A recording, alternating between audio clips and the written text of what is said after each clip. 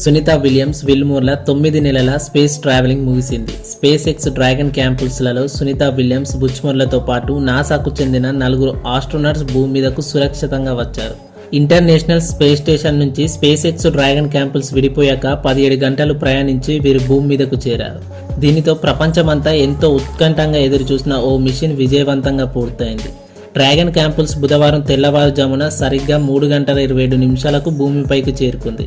ఫ్లోరిడాలోని తల్హాసీ తీరంలో Gulf of America జలాల్లో సురక్షితంగా దిగింది.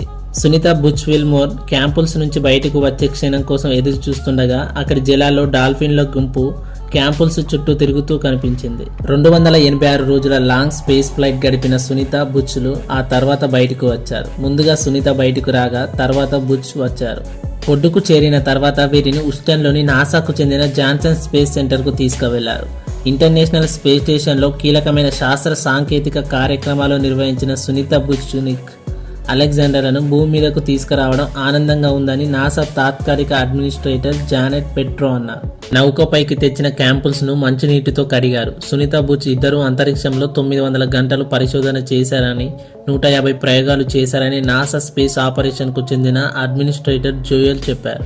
వైద్యపరంగా ఎటువంటి ఇబ్బందులు లేవనే విషయం స్పష్టమైన తర్వాత వారు తమ కుటుంబాలను కలుసుకుంటారని, ఇందుకు ఒకరోజు సమయం పట్టవచ్చని ఆయన తెలిపారు. త్వరలో వారు తమ అంతరిక్ష అనుభవాలను కూడా వెల్లడిస్తారని చెప్పారు. నాసా అవసరాలకు తగినట్టు స్పేస్ ఎక్స్ చక్కగా స్పందించిందని స్పేస్ ఎక్స్ కు కృతజ్ఞతలు చెప్పారు స్టీవ్. సునీత విలియమ్స్ గత 9 నెలలుగా ఇంటర్నేషనల్ స్పేస్ స్టేషన్లో చిక్కుకున్న 2 ఆస్ట్రోనట్స్లను భూమిపైకి తీసుకొచ్చేందుకు మార్చి 13 గురువారం క్రూటన్ మిషన్ ప్రయోగానికి అన్ని ఏర్పాట్లు చేశారు. కానీ చివరి నిమిషంలో సాంకేతిక లోపంతో ఆ ప్రయోగం ఆగిపోయింది. ఫాల్కన్ రాకెట్ 9 హైడ్రాలిక్ వ్యవస్థలో సమస్య కారణంగా నిలిచిపోయింది. అయితే లోపాన్ని సరిచేసి 2 రోజుల్లోనే ప్రయోగానికి సిద్ధమయ్యారు. చివరకు మార్చి 15న ISS డ్రాగన్ ఫేస్ షిప్ ప్రయాణం కావడంతో సునీత విలియమ్స్ రాకకు మార్గం ఈజీ అయింది.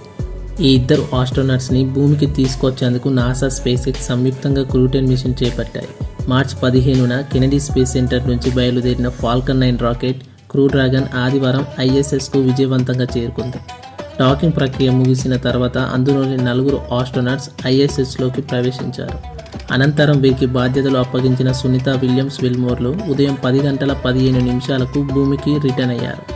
17 గంటల అనంతరం డ్రాగన్ క్యాంపుల్స్ ప్రవేశించింది. 17,000 మైళ్ళ వేగంతో వ్యోమనౌక భూమిని దిశగా ప్రయాణించింది. భూమికి చేరువయ్యే కొద్ది దూరంలో పారాషూట్లు ఒక్కొక్కటిగా తెరుచుకున్నాయి. క్రమంగా వేగం తగ్గించుకుంటూ గంటకు 116 మైళ్ళ వేగంతో 4 పారాషూట్ల సాయంతో గ్రావిటేషనల్ శక్తిని తట్టుకుంటూ ఫ్లోరిడా తీరంలోని క్యాప్సూల్ సురక్షితంగా దిగింది. సరిగ్గా బుధవారం తెల్లవారుజామున 3:27 వ్యోమనౌక భూమికి చేరుకుంది. అనంతరం నాసా అమెరికా నౌకాదళాల సిబ్బంది క్యాప్సూల్ వద్దకు చేరుకొని దానిని వెలికి తీసి అందులోని ఆస్ట్రోనట్స్లను బయటకు తీసుకొచ్చారు. లైక్ చేయండి, షేర్ చేయండి. ఇలాంటి వీడియోస్ మిస్ కాకుండా ఉండడానికి మన ఛానల్ని సబ్స్క్రైబ్ చేసుకోండి. Thanks for watching.